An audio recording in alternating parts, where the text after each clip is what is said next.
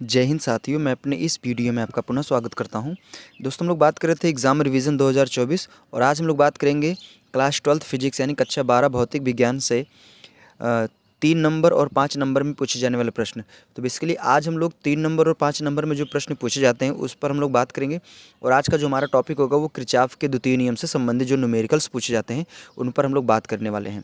तो बेसिकली यहाँ पे हम लोग 3 प्रश्न पर बात करेंगे और ये तीनों प्रश्न जो हैं वो 3 नंबर और 5 नंबर में पूछे जाते हैं।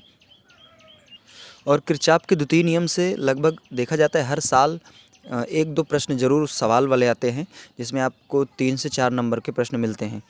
तो आइए हम लोग बात करने वाले हैं पहले प्रश्न से। यहाँ पे कह रहा कि वैद्युत परिपथ संबंधी किरचॉफ के नियम के बारे में बताइए। और कह रहा दिए गए परिपथ में प्रत्येक प्रतिरोध में आपको धारा का मान बताना है। यानी कहने का मतलब यहाँ पे 3 प्रतिरोध है, एक 2 ओम का है, एक यहाँ पे 1 ओम का है, इधर 1 ओम का है। तो 3 प्रतिरोध है और प्रत्येक में कह रहा धारा का मान बताइए। तो ध्यान देना, कभी इस तरह का अगर आपको सर्किट देखने को मिल जाए, जैसे इसमें पहले से बोल दिया किरचॉफ का नियम, लेकिन अगर मान लीजिए आपको इस तरह का कुछ सर्किट दिया जाए और उसमें ये ना कहा जाए कि किरचॉफ के नियम से करना है कि कैसे करना है, तो ध्यान देना कि अगर आपको 2 सेल सर्किट में अगर 2-3 सेल अगर दिख जाते हैं तो आप वहाँ पे तुरंत किरचॉफ के द्वितीय नियम से उस सवाल को करेंगे। इतनी बात को आपको ध्यान देना है। तो अब आइए यहाँ पे हम ये जो सर्किट आपको दिया गया इसका नामकरण कर लेते हैं। पहले नंबर यहाँ पे इसका नाम रख लेते हैं ए, इसका नाम यहाँ पे रख लेते हैं बी, इसका नाम यहाँ पे रख लेते हैं सी और इसका नाम यहाँ पे रख लेते हैं डी। ठीक है। अब यहाँ पे देखिए एक सेल ये है, दूसरा सेल आपका ये है। ठीक है। इसका ये धनात्मक सिरा, ये ऋणात्मक सिरा, इसका ये धनात्मक सिरा और ये ऋणात्मक सिरा। और आपने पढ़ा होगा कि सेल से हमेशा धनात्मक सिरे से करंट क्या होती है, निकलती है। तो इधर से करंट निकलेगी, मान लेता हूँ इधर से जो करंट निकल रही है वो I1 करंट है और यहाँ से जो करंट निकल रही है वो I2 करंट है। ठीक है। तो यहाँ से देखिए इधर से I2 करंट यहाँ पे आएगी और इधर से I1 करंट यहाँ पे आएगी, दोनों इधर यहाँ मिल जाएंगी। फिर इसके बाद इधर से एक नई करंट बन जाएगी जो I1 प्लस क्या होगी, I2 होगी। यानी I1 I2 दोनों को मिला के एक नई करंट बनेगी और उस करंट का नाम हम रख लेंगे I3। ठीक है। तो यहाँ पे हालांकि पहले से ही दिखा दिया गया, इधर एक करंट जा रही जो I3 है। यानी कहने का मतलब इस वाले शाखा में, इस वाले प्रतिरोध में जो करंट है वो I3 है। हाँ, किरचॉफ के द्वितीय नियम से संबंधित कुछ आपको मैं बातें बता दूं। जैसे किरचॉफ का द्वितीय नियम है क्या, तो किरचॉफ का द्वितीय नियम जो है इसको हम लोग वोल्टता के नियम से भी जानते हैं, या बंद पास के नियम से, या बंद लूप के नियम से भी इसको जानते हैं। अगर बात करें द्वितीय नियम कहता क्या है, तो द्वितीय नियम ये कहता है कि किसी बंद परिपथ में समस्त वोल्टताओं विद्युत वाहक बलों का जो बीजगणितीय योग होता है वो शून्य होता है। बीजगणितीय का मतलब यहाँ पे चीज़ों को आपको चिन्ह सहित लेना है, ये ध्यान देना है। अगर मान लीजिए किसी बंद परिपथ में हम उसी की दिशा में चल रहे हैं, जैसे मान लीजिए जैसे ये सपोज दैट ये है बंद परिपथ, तो हम क्या कर रहे हैं, इधर से मतलब जैसे इधर से इधर चल रहे हैं। ठीक है।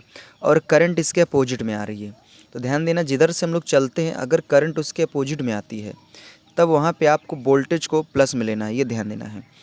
अगर मान लीजिए जिधर हम चल रहे हैं करंट भी उधर ही चल रही है, दोनों लोग सेम दिशा में हैं, तब उस टाइम आपको वोल्टेज को ऋणात्मक में लेना है। ठीक है। और एक चीज़ आपको ये ध्यान देना है कि अगर मान लीजिए जैसे हम प्लस, जैसे सेल मिल गया, तो अगर प्लस टू माइनस हम जा रहे हैं तो आपको माइनस चिन्ह लेना है, और अगर हम माइनस टू प्लस आ रहे हैं तो आपको प्लस चिन्ह लेना है। ये इस बात को आपको ध्यान देना है। हालांकि आपने इसको पहले भी पढ़ रखा होगा, थोड़ा सा ये रिकॉल कराया गया आपको। ठीक है। अब यहाँ पे हमें दरअसल सभी प्रतिरोध में कह रहा है धारा का मान बताइए। तो यहाँ पे 2 लूप बन रहे हैं, एक लूप बन रहा है ABCA और एक लूप बन रहा है ACDA। तो पहले हम लेंगे लूप, चलिए किसी को भी ले सकते हैं आप, चलिए हम लेते हैं ABCA। तो यहाँ लिखेंगे बंद पास या बंद लूप ABCA में। तो इसमें लेंगे तो देखिए अब हम यहाँ पे पहले A से B चलेंगे, फिर B से C चलेंगे, फिर C से A चलेंगे। ठीक है। तो हम पहले A से B चलेंगे, तो A से B चलेंगे तो यहाँ पे हमको एक सेल मिला, हम ऋणात्मक से धनात्मक की ओर चल रहे हैं तो यहाँ पे प्लस का 2 लेंगे। ठीक है। हमने भी बताया कि अगर मान लीजिए सेल में आप नेगेटिव से पॉजिटिव की ओर जाते हैं तो जिस चिन्ह की ओर आप जाएंगे वही चिन्ह आपको लेना है। तो यहाँ पे 2 वोल्ट है तो हमने 2 वोल्ट ले लिया। उसके बाद अब B से हम C की ओर चलेंगे। देखिए हम भी इधर चल रहे हैं और करंट भी इधर ही आ रही है, तो दोनों लोग सेम दिशा में। तो अभी मैंने बताया कि अगर दोनों लोग सेम दिशा में रहते हैं तो जोड़ना पड़ता, सॉरी घटाना, माइनस का चिन्ह लेते हैं। तो यहाँ पे वोल्टेज लिखना है, तो वोल्टेज बराबर होता है करंट इंटू प्रतिरोध। तो यहाँ पे देखिए यहाँ पे जो करंट है माइनस में लेंगे, करंट है पहले नंबर, प्रतिरोध है 1 ओम और करंट है I1। ठीक है।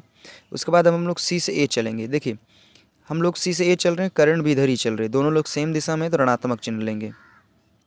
ध्यान देना कि दोनों अगर सेम दिशा रहती है तो ऋणात्मक लेना होता है, अगर विपरीत दिशा है तो धनात्मक लेना पड़ता है।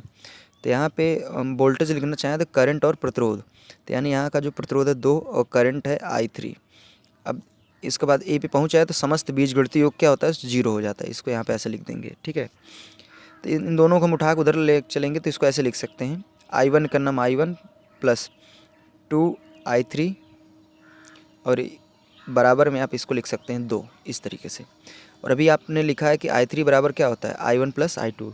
तो यहाँ से I3 की जगह आप क्या लिखेंगे, I1 प्लस 2, I3 की जगह लिखेंगे I1 प्लस I2 बराबर में 2, ठीक है। तो यहाँ से इसका अंदर मल्टीप्लाई करेंगे तो जाएगा I1 plus 2I1 plus 2I2 बराबर हो जाएगा 2, ठीक है। अब यहाँ से इसको ऐड कर लेंगे तो जाएगा 3I1 प्लस 2I2 बराबर के 2। इसको समीकरण नंबर आप 1 मान लीजिए। अब हम लेंगे बंद पास ACDA में, तो ACDA में तो चलिए हम लोग चलेंगे पहले एस सी चलेंगे हम लोग, इधर से इधर चलेंगे, करंट अपोजिट में है, तो करंट अपोजिट में है तो धनात्मक चिन्ह लेंगे, ठीक है। तो यहाँ पे देखिए अगर वोल्टेज लिखना चाहें तो यहाँ पे 2 ओम का प्रतिरोध है और करंट है I3। फिर उसके बाद सी से डी चलेंगे तो देखिए इधर हम लोग इधर से इधर आ रहे हैं, करंट अपोजिट में है, यानी करंट ऐसे जा रही है, तो धनात्मक में फिर लेंगे तो यहाँ का प्रतिरोध 1 ओम है और करंट इसमें I2 है, ठीक है।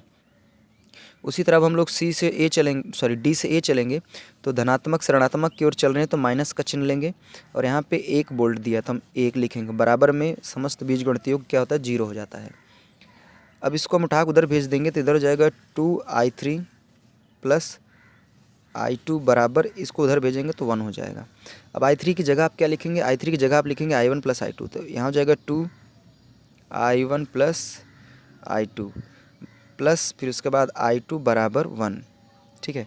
इसका इसमें मल्टीप्लाई करेंगे तो जाएगा 2I1 plus 2I2 plus I2 बराबर 1, ठीक है। तो यहाँ से इसको ऐड कर लेंगे तो जाएगा 2I1 प्लस 3I2 बराबर 1। इसको समीकरण नंबर आप क्या करिए, इसको समीकरण नंबर 2 मान लीजिए।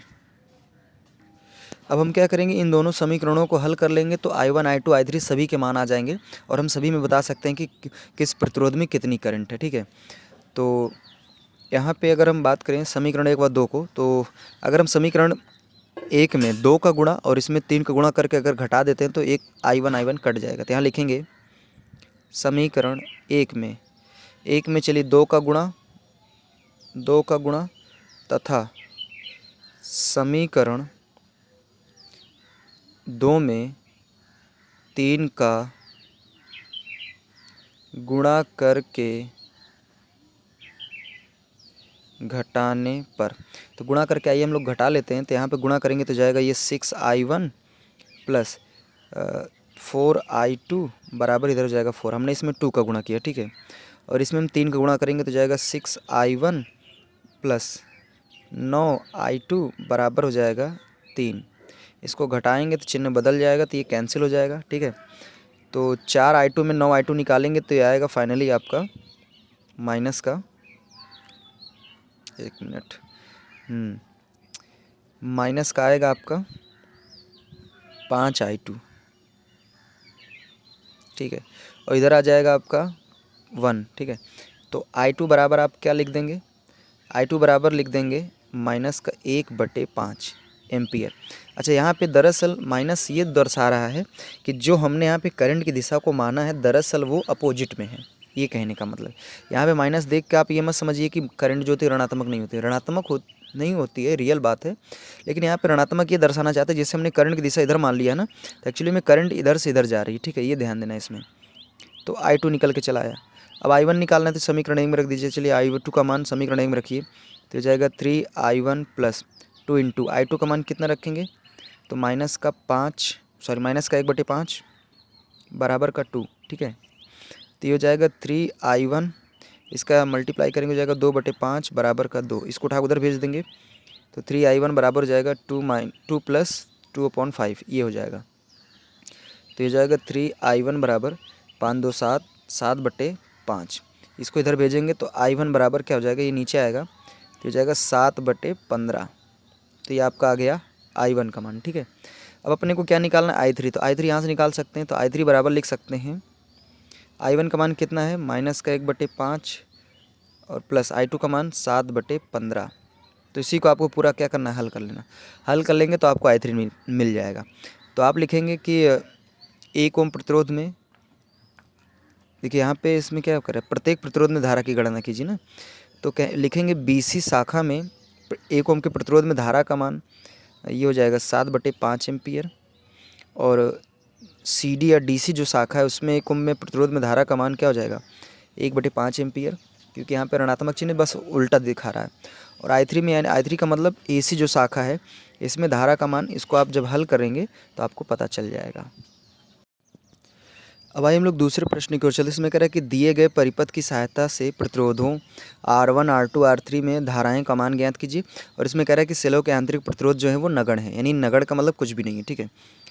तो यहाँ पे देखिए, यहाँ पे आपको ये सर्किट बना हुआ है, तो इसका नामकरण कर लेते हैं A, B, C, D, E और ये F, ठीक है। ये आपका दिया हुआ है। अब इसमें आप देख पा रहे हैं 2 लूप बन रहे हैं, एक A B C F A और एक बन रहा है F C D E F, ये बन रहा है, 2 लूप बन रहे हैं। तो चलिए इसमें पहले नंबर हम करंट को दिखा लेते हैं। देखिए यहाँ पे धनात्मक, ऋणात्मक, ये धनात्मक, ये ऋणात्मक। तो इधर से करंट यहाँ से निकलेगी, चलिए इसको हम मान लेते हैं I1 करंट। इधर से करंट निकलेगी, इसको हम मान लेते हैं I2। तो इधर से I1 आ रही है, इधर से I2 आ रही है, दोनों करंट इधर मिल जाएंगी, तो इधर जाएगी करंट। चलिए डायरेक्ट लिख देते हैं I1 + I2, ठीक है। या फिर इसी को आप I3 भी कह सकते हैं, ऐसी बात नहीं है। तो आप लिखेंगे बंद पास A B C F A में, ठीक है। तो चलिए हम लोग A से पहले B चलेंगे। तो A से B चलेंगे हम लोग, करंट के विपरीत दिशा में है, हम लोग इधर से इधर चल रहे हैं, करंट हमारे विपरीत में। तो धनात्मक लेंगे तो इधर देखिए प्रतिरोध है 10 ओम, और इधर करंट कितनी है, करंट है I1। अब पॉजिटिव से नेगेटिव चल रहे हैं, तो यहाँ से -10 हो जाएगा। फिर उसके बाद B से C कोई नहीं मिला। अब C से अगर F की ओर चलेंगे तो देखिए करंट इधर जा रही है, हम इसके अपोजिट में। तो करंट के जब अपोजिट में रहते हैं धनात्मक लेते हैं, और यहाँ पे 20 ओम का प्रतिरोध है, और इसमें करंट क्या है, करंट है I1 + I2, बराबर में क्या आएगा, 0 हो जाएगा। समस्त बीजगणितीय योग 0 हो जाएगा, क्योंकि F से A चलेंगे कोई नहीं मिलेगा।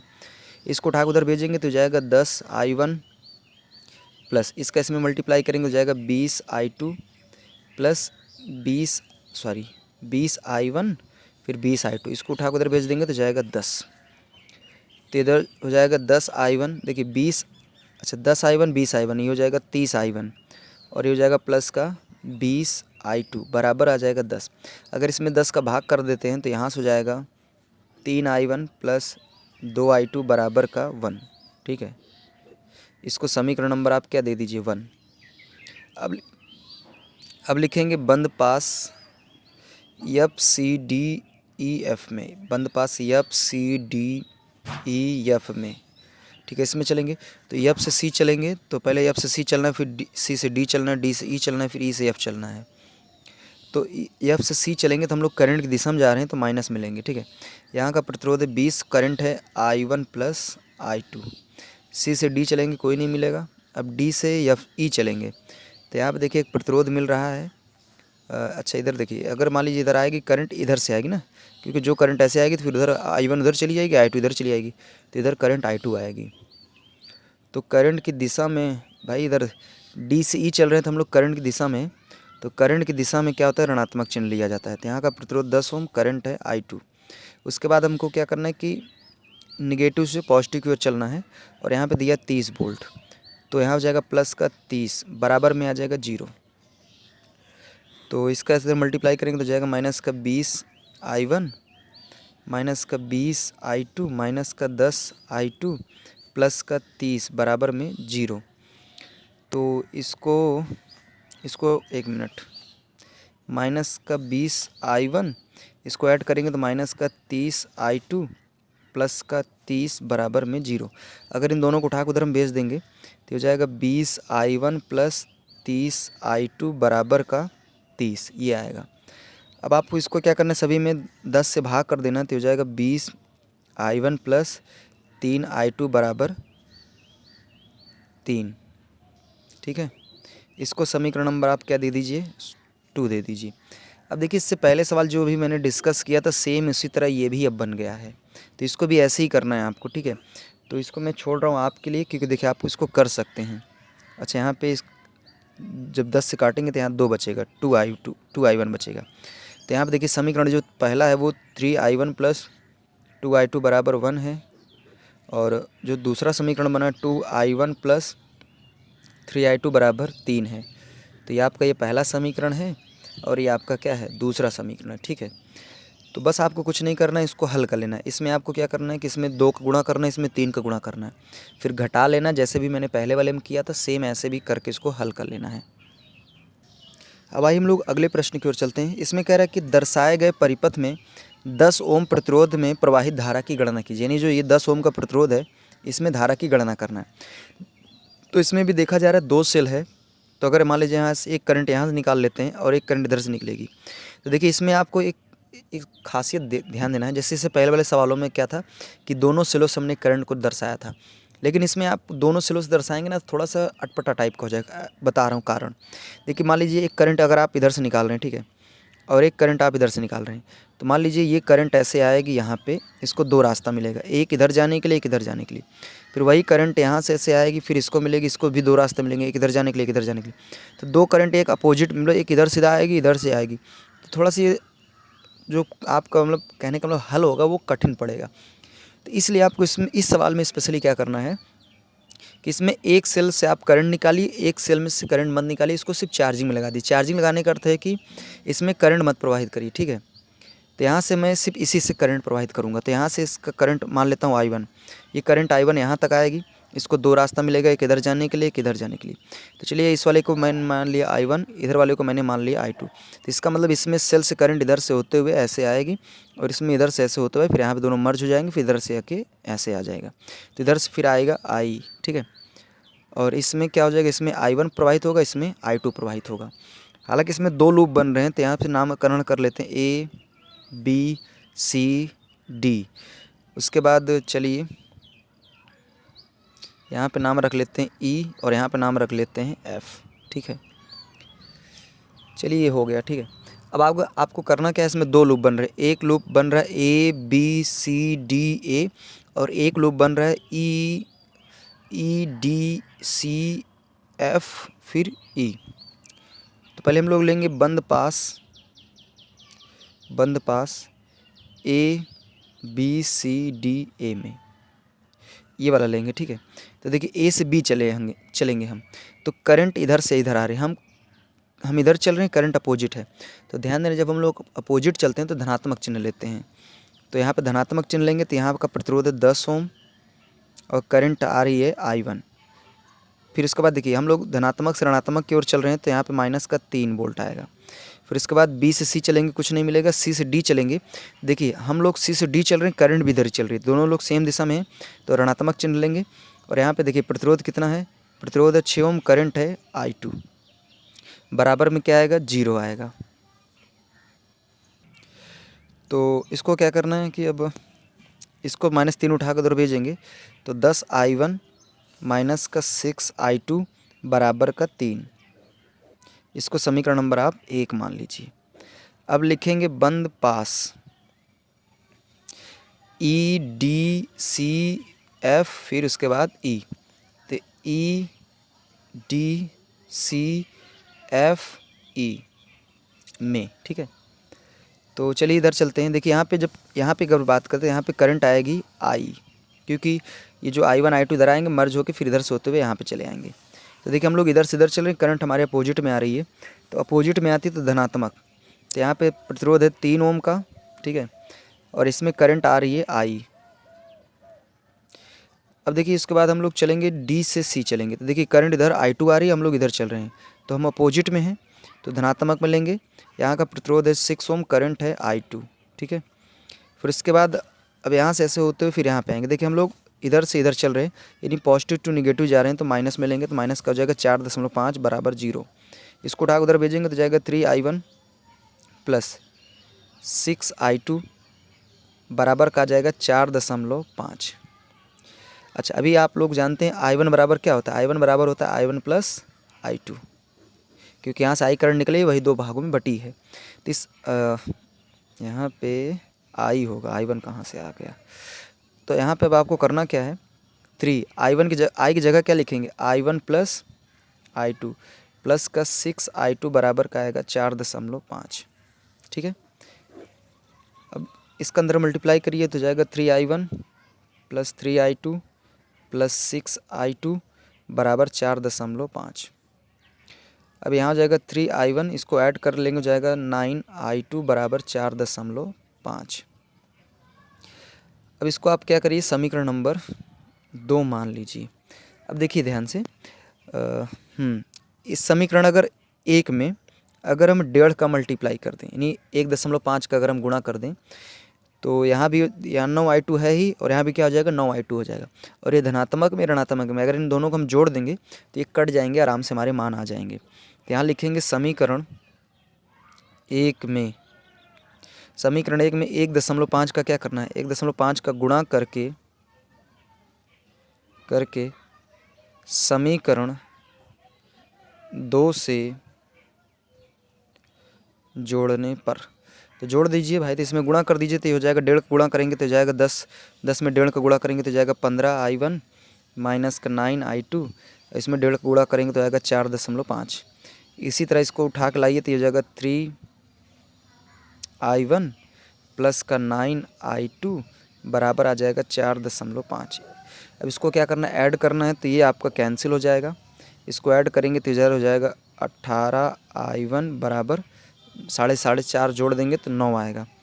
तो I1 बराबर आप निकालेंगे 9/18, 9 का नाम 9 दूनी 18, I1 बराबर क्या आ जाएगा, 1/2 आएगा, 1/2 एम्पियर। और I1 दरअसल यहाँ पे सवाल में 10 ओम के प्रतिरोध में धारा पूछ रहा था, तो इसमें I1 जा भी रही है, तो यहाँ पे हम कह सकते हैं कि अतः 10 ओम के प्रतिरोध में धारा का मान 1/2 एम्पियर है। इस तरीके से आप लिख देंगे। तो उम्मीद करूँगा तीनों प्रश्न आपको अच्छी तरीके से समझ में आए होंगे। तो अब हमें दीजिए इजाज़त, इसी तरह मिलेंगे अगली वीडियो में। तब तक के लिए जय हिंद, वंदे मातरम।